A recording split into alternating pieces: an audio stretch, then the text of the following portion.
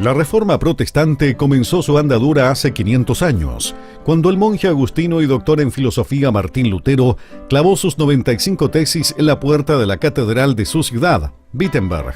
Este monje rebelde quería reformar la desgastada iglesia romana y volver a la esencia del Evangelio de Jesús. Solo Jesús, solo Escrituras. Para Lutero no existen intermediarios entre el ser humano y Dios. Con este pensamiento se iniciaría una verdadera transformación cultural, sepultando la cosmovisión medieval e influiría en la creación de una nueva visión de nosotros mismos, de nuestra relación con Dios, de nuestro quehacer político y cultural, de la economía, el saber de nuestras libertades y derechos individuales.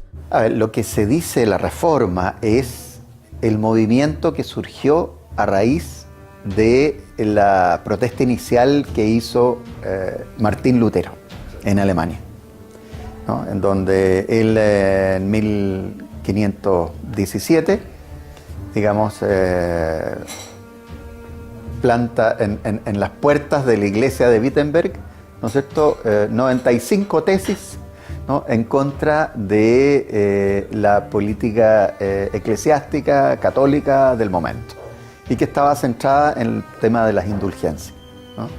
Entonces, en esas tesis él plantea una cantidad de observaciones de protesta, y por eso se llama protestantismo, porque se protesta en contra de una forma de entender el cristianismo que había estado decadente y deformada, digamos, en la iglesia de fines de la Edad Media y de principios del Renacimiento. La Reforma como concepto nace a partir de un discípulo de Martín Lutero, Philipp Melanchthon.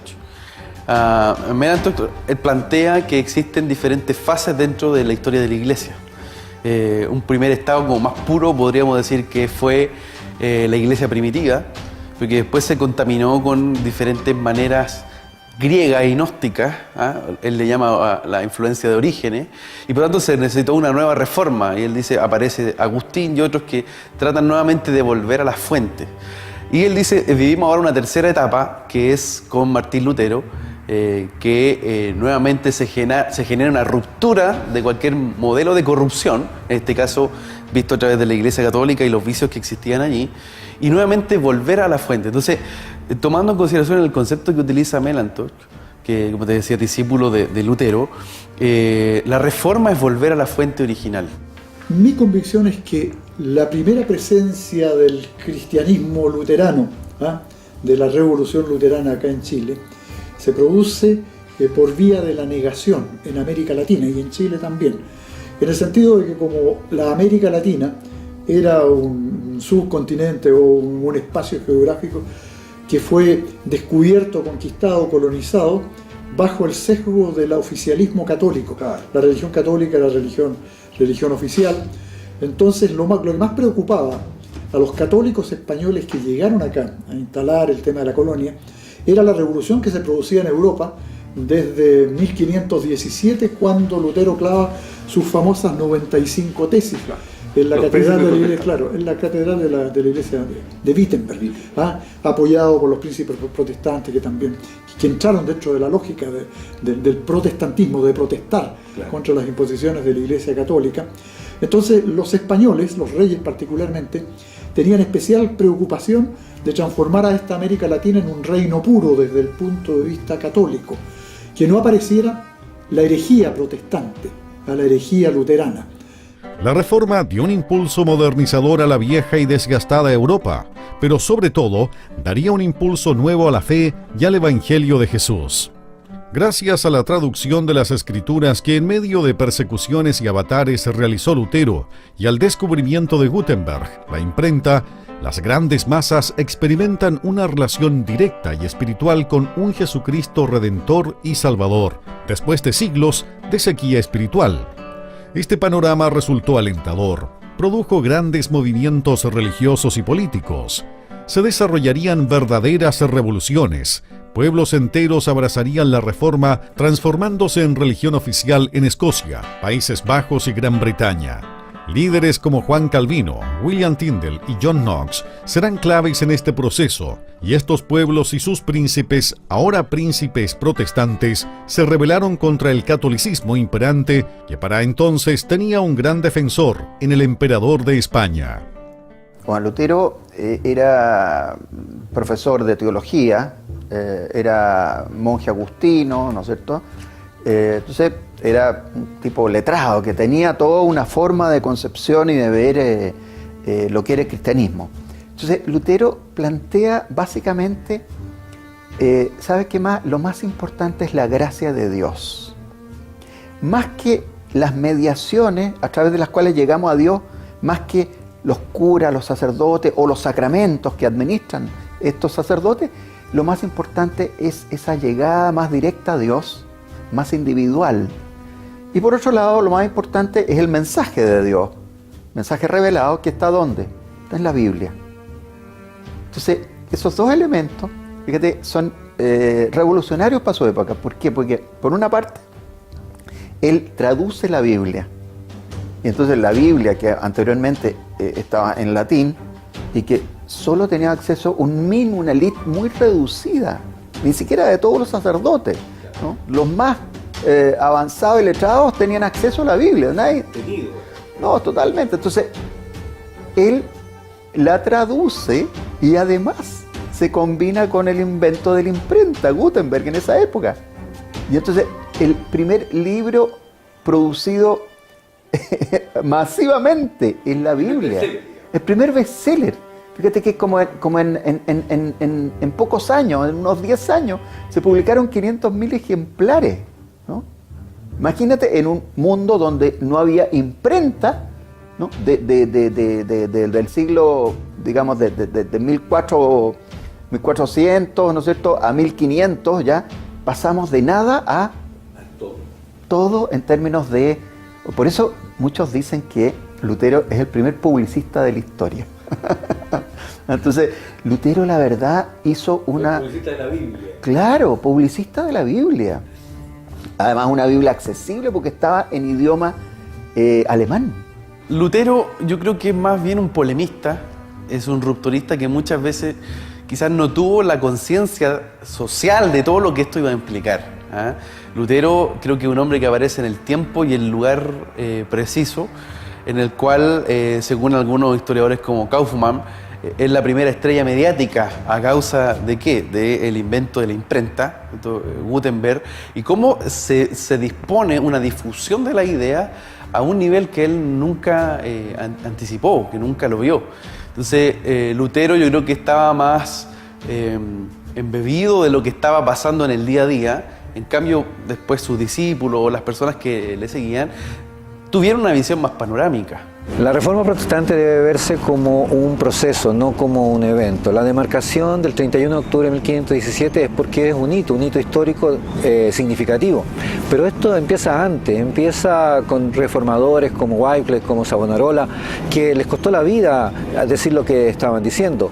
Pero también debemos entender que hay un contexto en torno a Lutero que fue demarcado, por ejemplo, por la caída del Imperio Bizantino, que trae nuevamente el conocimiento a Europa, el descubrimiento de América. La conquista de América por parte del Imperio Español y la Reforma son acontecimientos relativamente simultáneos. El oro y la plata venida de América permitiría a España financiar las costosas guerras europeas contra los príncipes protestantes. Estas guerras serán un factor facilitador de los prejuicios y estereotipos forjados por los católicos españoles contra los protestantes llamados herejes.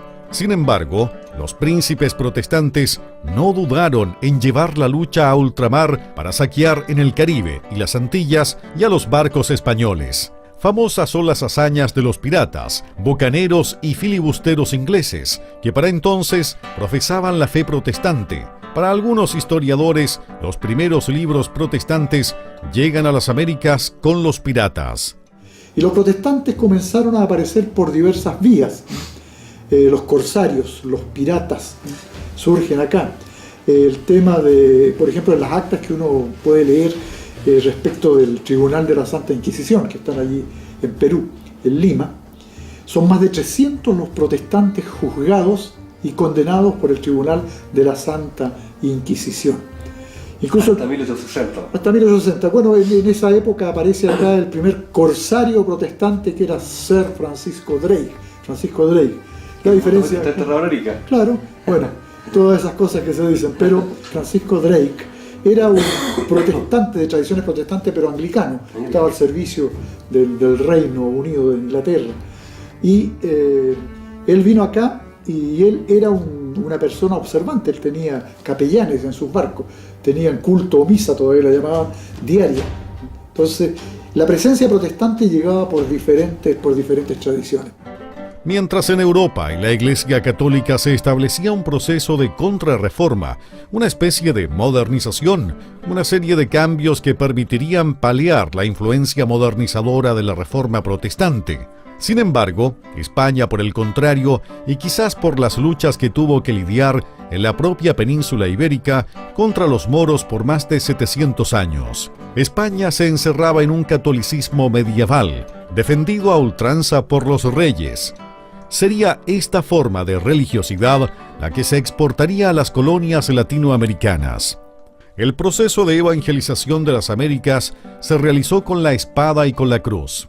La Iglesia creó el Tribunal de la Santa Inquisición, que desde el Virreinato del Perú, en Lima, perseguiría toda idea protestante, como todo tipo de publicaciones que de algún modo las difundieran. En este clima transcurrieron los siglos de conquista, mestizaje y genocidio cultural de América Latina.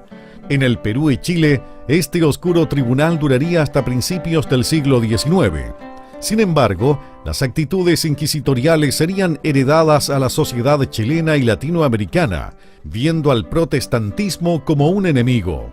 No sería hasta los procesos de independencia donde los líderes y patriotas chilenos, influenciados por las corrientes de las ideas libertarias provenientes de Estados Unidos y de Europa, comenzarán a entender e incluso sentir cierta simpatía por las ideas protestantes. Muy tempranamente, los sectores liberales y progresistas de América Latina entendieron que el protestantismo podría servir como un aliado en la profundización de las libertades sociales de la región. Entendieron que protestantismo era sinónimo de progreso humano, social.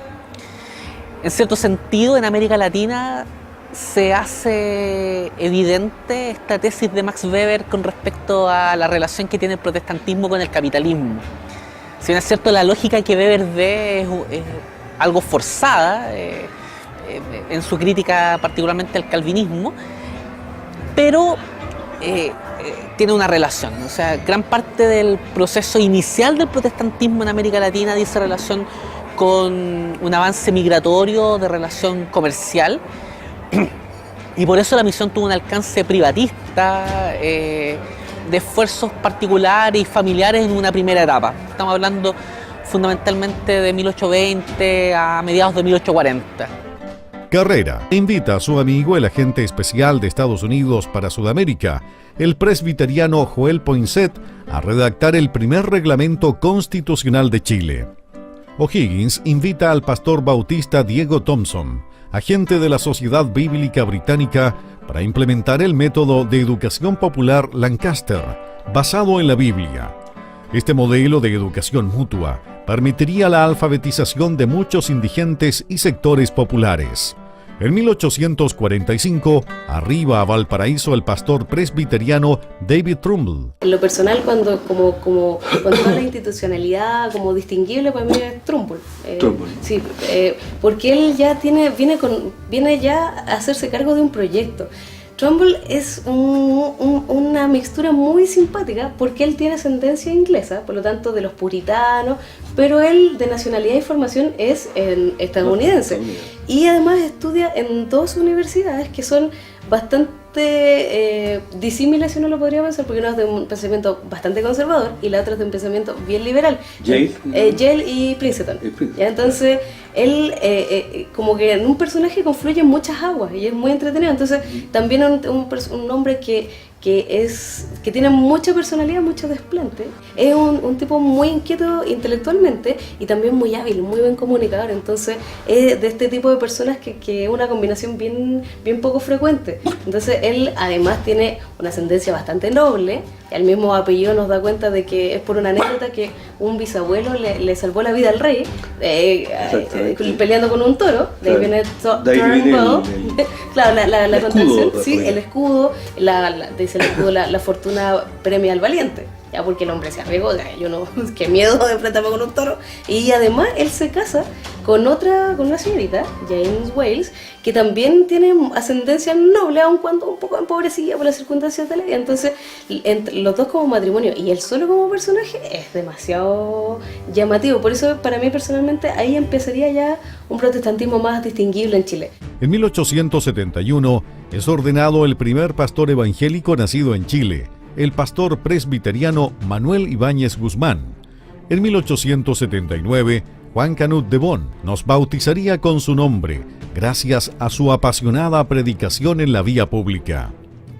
La conformidad a la legalidad del movimiento evangélico provino de la Ley de Libertad de Culto, 27 de julio de 1865, bajo el gobierno de José Joaquín Pérez, ley que otorgó más formalidad a los disidentes. Desde entonces existieron para el Estado chileno. Es un evento a partir del cual los evangélicos cobran un protagonismo inesperado en la historia nacional. Bajo la influencia política de luteranos, anglicanos, metodistas y bautistas, la sociedad chilena logra que a partir de 1883 se promulguen las llamadas leyes laicas. Pero ya la presión del liberalismo, había cambios interesantes. En 1865 se dicta una ley interpretativa de la Constitución de 1833. Y esta ley interpretativa establece a nivel constitucional que se autoriza el ejercicio privado a los cultos disidentes, léase evangélico protestante. Y se autoriza también la edificación de colegios para que los protestantes, los disidentes, puedan educar a sus hijos. Eso ya no había un cambio. Que era 1865. En 1857 empezó a operar el Código Civil acá en Chile. Y el Código Civil en uno de sus artículos establecía la posibilidad de crear personas de derecho privado sin fin de lucro.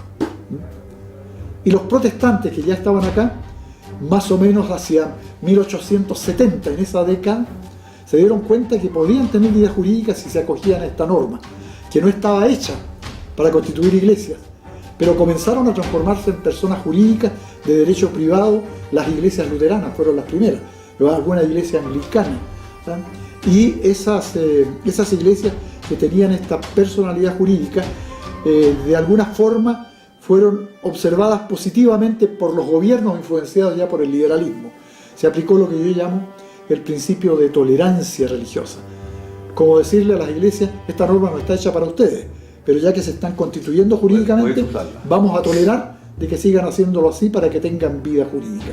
Después, en 1880, vienen las leyes laicas. Estamos todavía bajo el imperio de un catolicismo oficial. En 1880, en esa década, las leyes laicas, la ley de cementerios laicos, la ley de registro civil.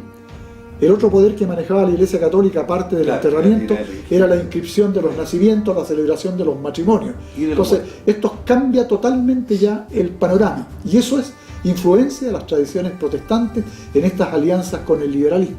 Ante la evidencia que en el continente americano no tuvimos ni Edad Media ni guerras religiosas, es válido plantearse la hipótesis si realmente tenemos un protestantismo en Chile o solo un cristianismo evangélico. Para el historiador Juan Berli, aún las ideas protestantes no terminan de cuajar en nuestro repertorio cultural. No han permeado aún nuestra más profunda idiosincrasia en las esferas de la economía, educación, etc. Él tenía una visión de la reforma respecto a que no había llegado a América Latina. Y yo le pregunté por qué no había llegado a América Latina. Y él me decía, te voy a contar una historia. España peleó 700 años con los moros en Europa.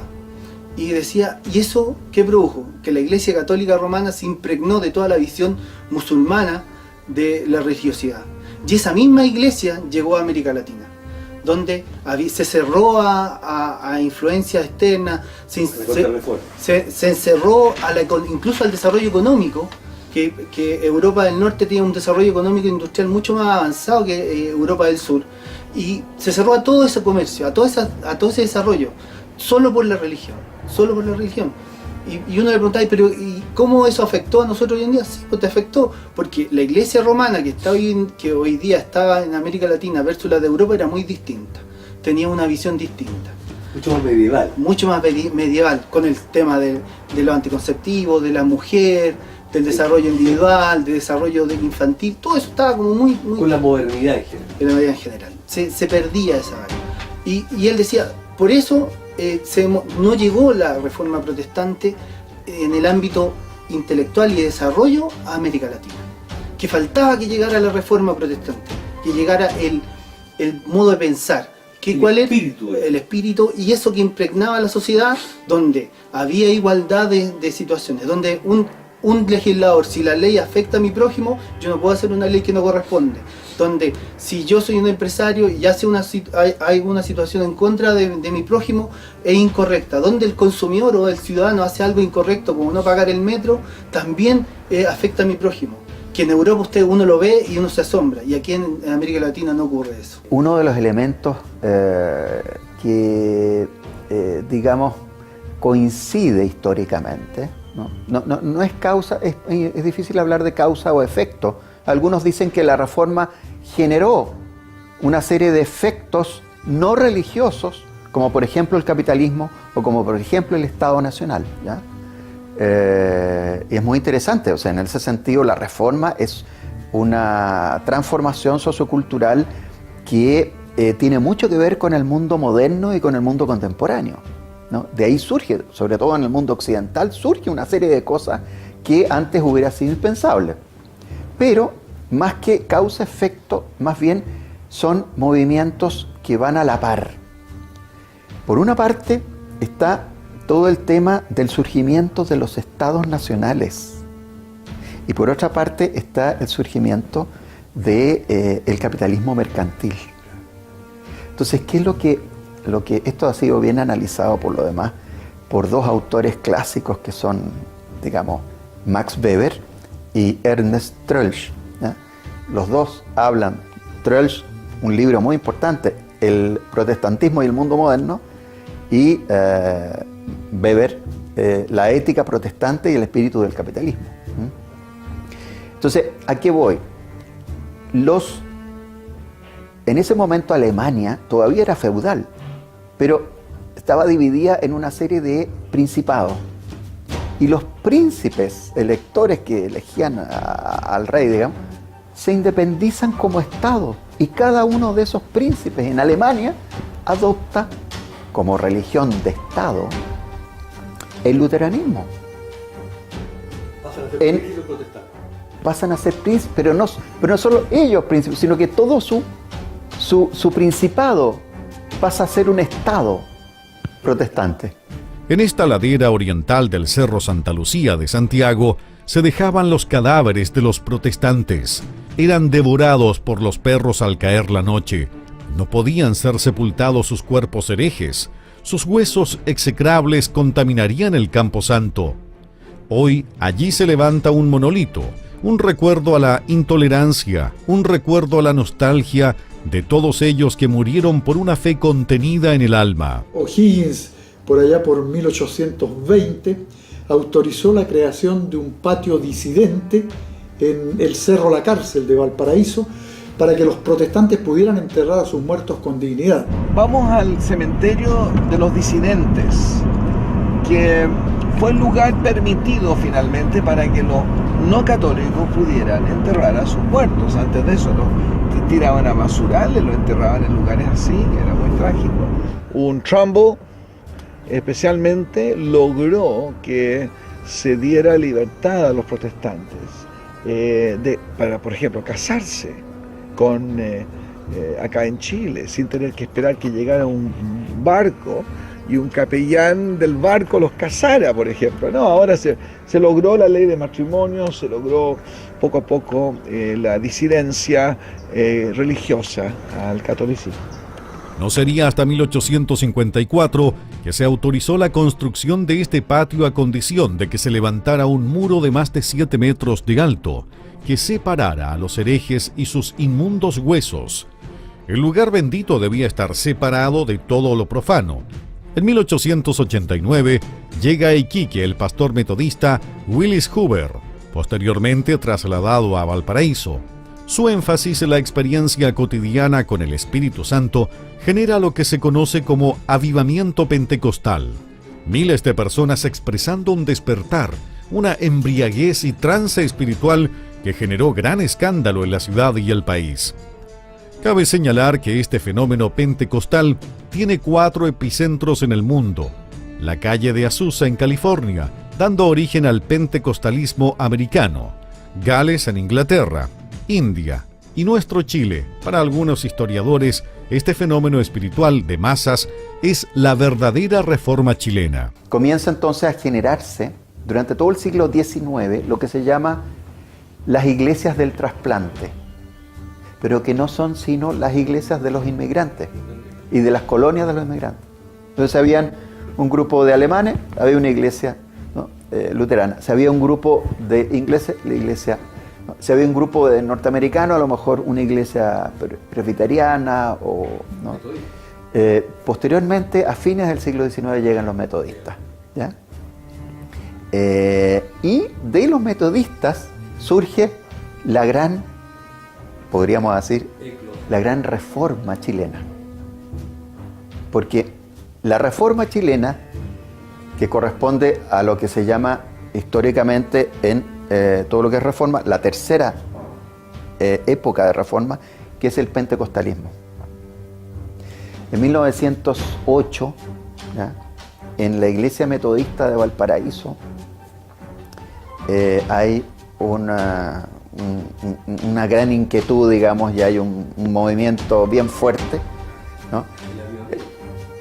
El avivamiento se produce, no, el avivamiento, ¿qué es lo que es el avivamiento? El avivamiento es que en las ceremonias, ¿no?, y en los cultos, ¿no?, desde el punto de vista de la historia religiosa, ellos sienten que llega el Espíritu Santo, ¿no? Se sienten inspirados, ¿no es cierto? Y empieza todo el tema de las oraciones, del hablar en lengua, de sanar, ¿ah?, y todos los milagros, ¿no? El pentecostalismo resume la cultura chilena mestiza y permite el acceso de las grandes masas a una genuina experiencia espiritual, conformado en un principio por sectores subproletarios bajo el flagelo del alcohol. El movimiento pentecostal comienza a ejercer cambios y modificación de conductas, diseñando un milagroso programa de educación y reinserción social, transformando cada iglesia en verdaderas comunidades terapéuticas. Hay algunos cientistas sociales o historiadores que han dicho que el avivamiento de 1909 marca una reforma a la chilena, una reforma protestante a la chilena. Y esa tendría que ver con, primero, un auge más bien del espíritu, ¿ah? Es una reforma que no nace tanto de una transformación en la mentalidad cultural, sino que nace de una convicción personal. Entre 1930 y 1960, cada año los evangélicos crecían entre un 6 y un 7%.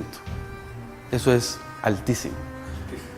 Llegando a ser, en 1960, casi 500.000 evangélicos y de esos un 80% pentecostales.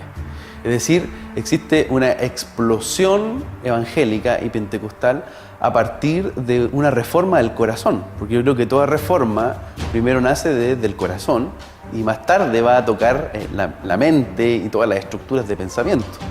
Pero sin lugar a duda, esa reforma a la chilena ha tenido que ir transicionando hasta también llegar a un cambio de mentalidad.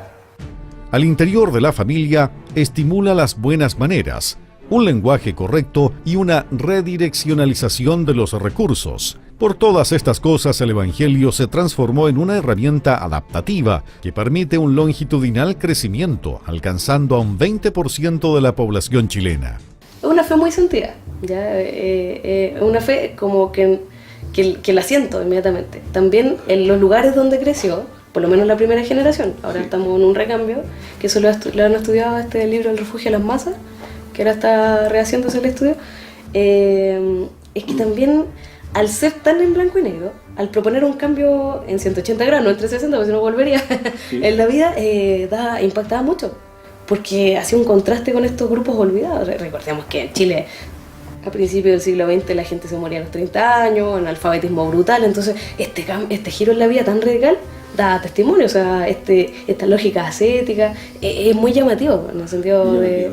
Claro, quizás para gente como uno que es como más inteligente, como que ve la vida de otro ángulo, como que no le llama tanto la atención, pero claro, si yo me pongo en un contexto muy vulnerable y muy vulnerado, veo que alguien le cambia así la vida, que ya deja de golpear a su mujer, que habla bien, muy importante eso, que empieza a tener otro comportamiento, es muy llamativo, porque la vida se me hace mucho más llevadera. Quizás la catedral evangélica sea el triunfo material más importante de los evangélicos chilenos.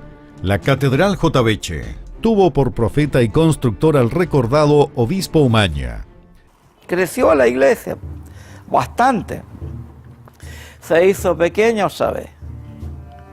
Y el pastor Umaña empieza a buscar por todas partes hasta que encuentra una propiedad en la calle Thompson con Jotaveche. Ahí arrendaron, el templo estaba abajo y el pastor vivía en el segundo piso. Durante algunos años estuvieron ahí y pasó lo mismo, se hizo estrecho el lugar. Entonces un día el pastor Umaña sale y va caminando, se fue por Chacabuco hasta San Pablo, buscando un lugar más grande donde poder arrendar. No encontró ninguno.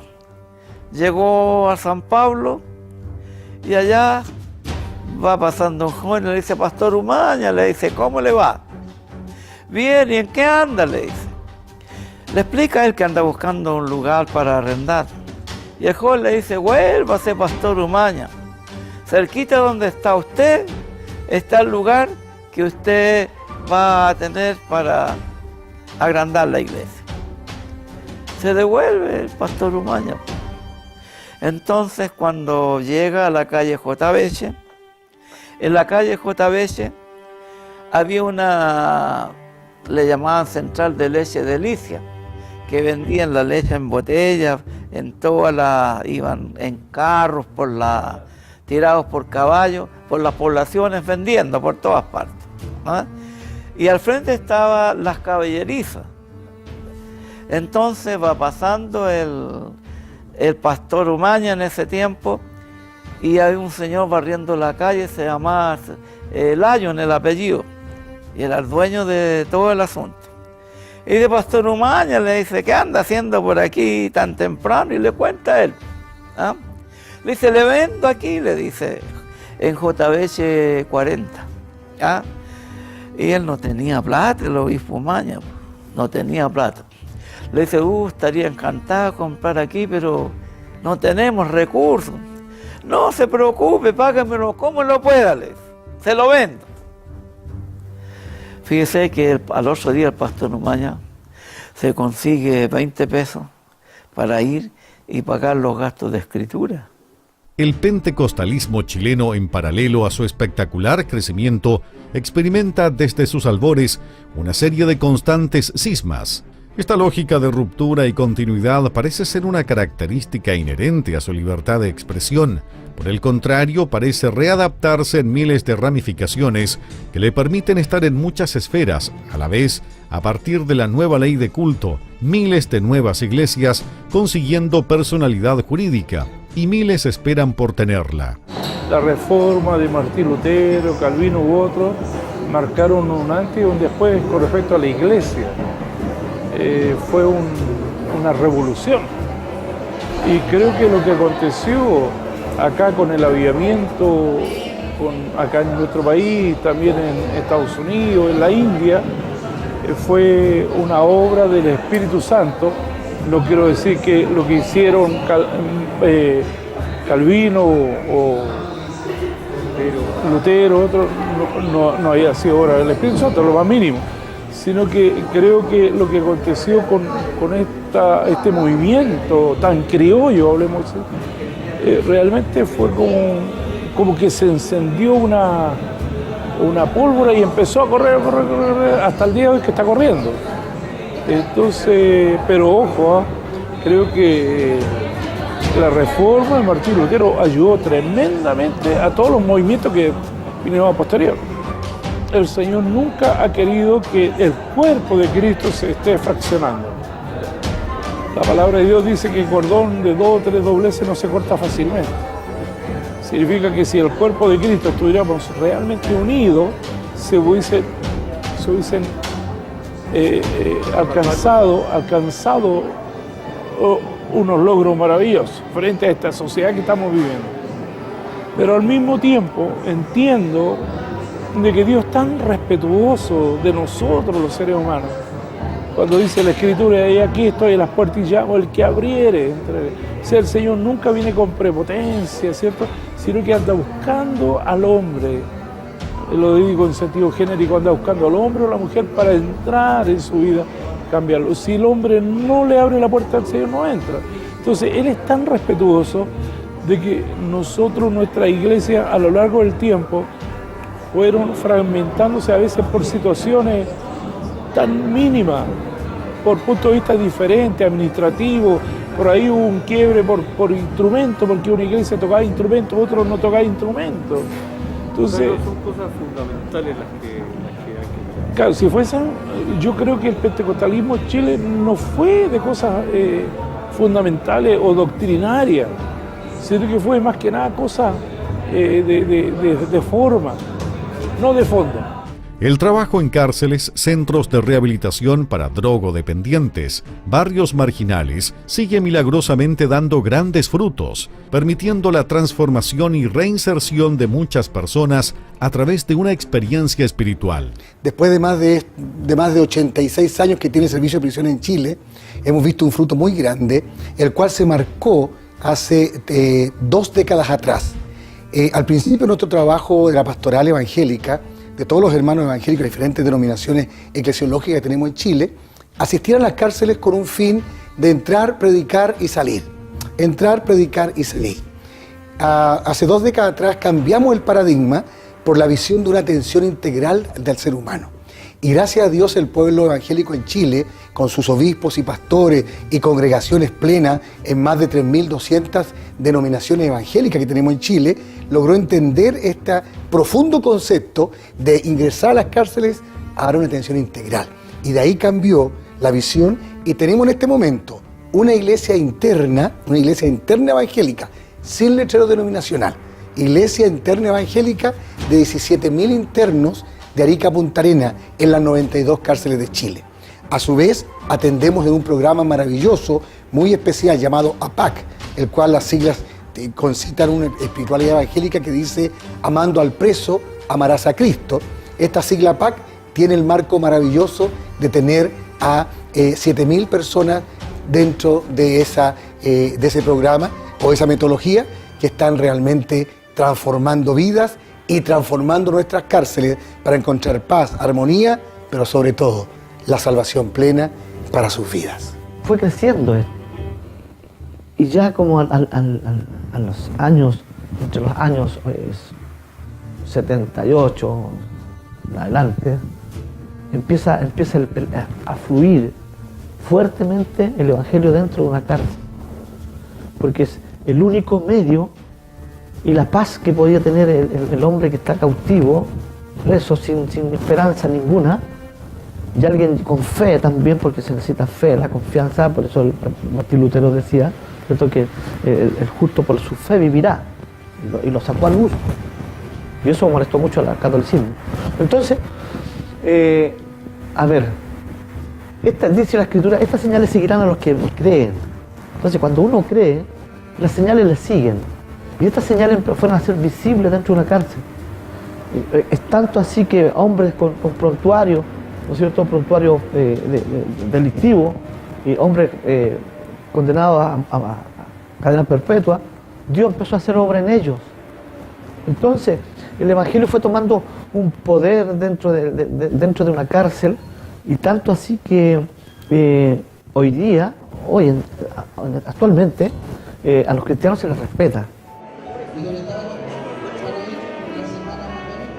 La música, los himnos, formaron parte desde el comienzo del movimiento pentecostal. A más de 100 años del avivamiento de Valparaíso, sigue siendo parte fundamental de su actividad.